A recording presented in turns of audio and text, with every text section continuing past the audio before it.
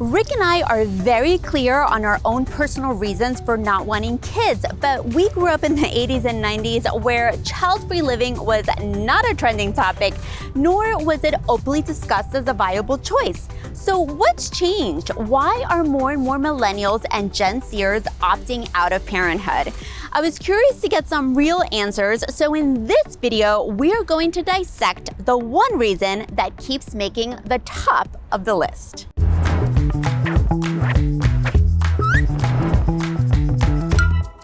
Hi friends, welcome to the Child-Free Connection and welcome back if you've been hanging out with us for the last few weeks. I'm Veronica. My partner Rick and I are in our 40s. We live a child-free life and we create child-free content together. Rick tends to stay behind the scenes, but he's been slowly but surely showing up on camera, so you will be seeing him later in this video. This channel is for inspiration, support, celebration, and education of living child-free. So if that sounds like a community that you want to be a part of, please take a moment to like this video, click the subscribe button, and hit the bell so that you get notified each time we release new content. Also, we've been having some fun over on Instagram, so be sure to follow us there and send us a DM to introduce yourself so we can get to know you too. I'm telling you, all of your words of encouragement and support really inspires us both to step out of our comfort zones. So thank you so much for that. We are also working on a few other goodies, which we're not ready to talk about yet, but of course we'll be filling you in as things develop.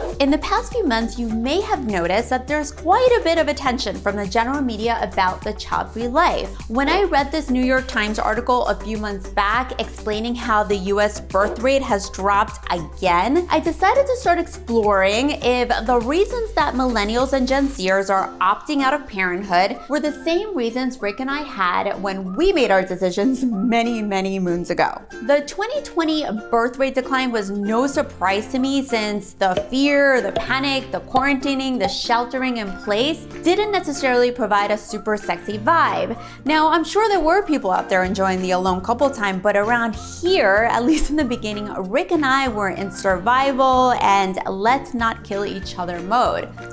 And trust me, we had our moments. However, this child-free trend runs way deeper than just the pandemic, and in this video, I'm gonna explain to you why. First, let's take a look at the ages of millennials and Gen-Zers, as sometimes it can get a bit confusing. Millennials are roughly aged 24 to 38, and Gen-Zers are about 12 to 23, give or take a few years. To make things easier for this video, and because my research was so extensive, I decided to focus on just one reason at a time. So today, we are talking about economic concerns, and specifically how that plays a role when you're opting out of parenthood. The New York Times article explained how the birth rate tends to dip after an economic crisis. For example, we had the birth rate decline in the early 1930s after a stock market crash precipitated the Great Depression. But it did pick up a few years later once the economy started to bounce back. However, the recent birth decline, which began after the Great Recession in 2008, has continued despite improvements in the economy. So what's different? Before I jump into the list of financial concerns that I'm going to share with you, I'm wondering, are finances on your list of reasons for being child-free? Let me know in the comments below.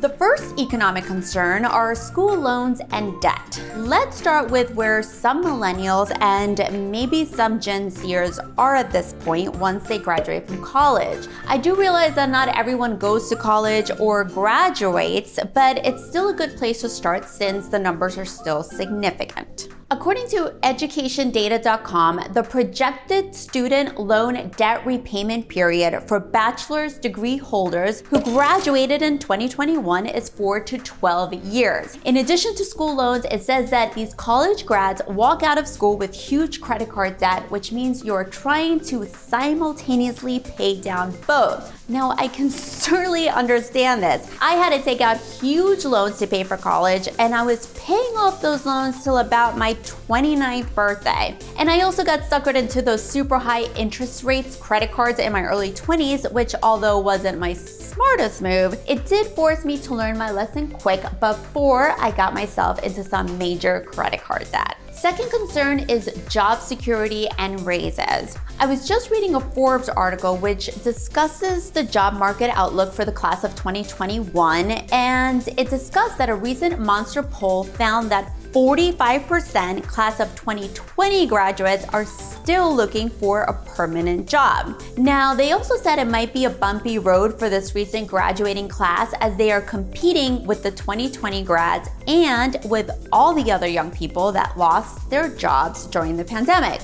Luckily, economists are predicting signs of improvement, and I do have my fingers crossed for all of you. But in the meantime, I think we can all understand why having a baby during an unemployment crisis would not necessarily be top of mind. Raises are also part of this issue. A 2019 survey found that about half of American workers received no pay raise that year. Another study I read found that many employers are opting for bonuses instead of wage increases because companies are afraid to increase your base pay because once they do so, then they can't take it back down. The problem here is if people can't rely on raises, it makes it extremely difficult to plan for the future. I've been running my own business for about 6 years, and this article really made me think back to when I was working in job hunting, and I remember bonuses being sold to me as this amazing incentive and perk, but this article helped me see it in a completely different light.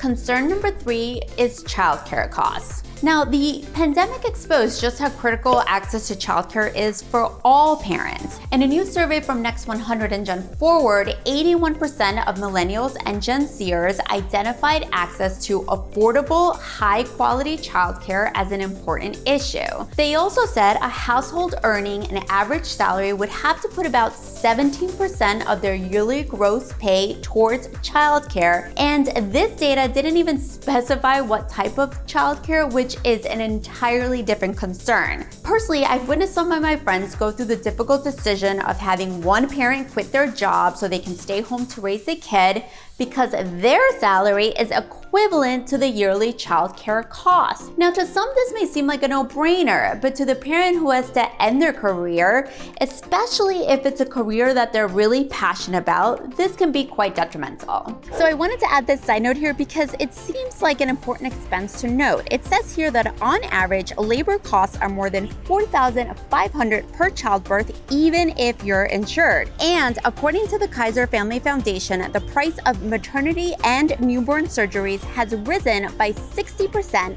in the last decade. The next concern is the housing market.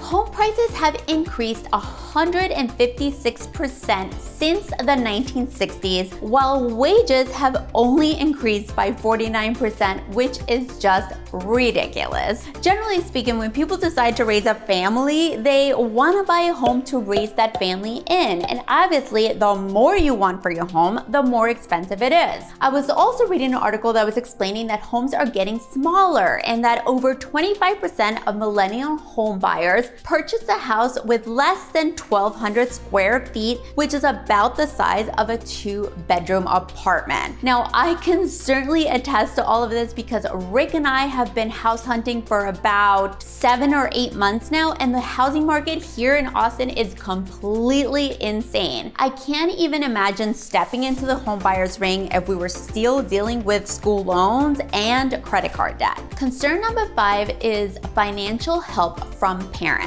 I read that over half of millennials are still getting help from their parents. Obviously, all the reasons I just mentioned play a massive role, especially for people who are still trying to pay off college loan debt. So if you think about it, it wouldn't make sense to add $250,000 expense, which is about what raising a child costs without college tuition and a million other expenses, to your current financial situation if you are not yet financially independent. And by the way, if you're interested in reading about any of this on your own, I'm going to include links to all my resources in the description below. The reason I wanted to make this video is because I love that there's a lot being questioned. How much do I need for this? What percentage of my income will go towards that? I certainly had all these questions when I was younger, and I'm extremely analytical by nature, if you haven't noticed. So I remember writing all these questions down in in my notebook and trying to do the math of how much it would cost to have and raise a kid. When I would pose these questions and concerns to my family and friends, the answer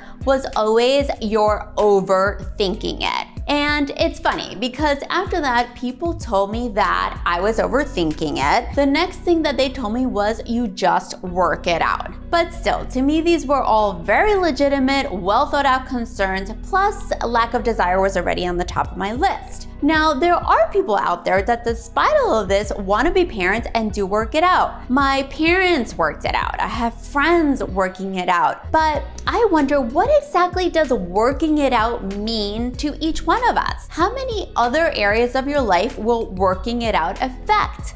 Those are the real questions. And now here is Rick with his 2 cents in 20 seconds. And again, this is just one slice of the pie. Like Veronica mentioned at the beginning of this video, there are many more reasons Millennials and Gen Zers aren't having kids. But we wanted to focus on finances because money management is really important to us, and we just didn't feel comfortable flying by this reason without taking a deeper dive. Please let us know which of these financial reasons resonated with you the most, and don't forget to like this video, subscribe, and hit the bell so you get notified next time we release new content. We thank you, we appreciate you, and we're excited to see you next week.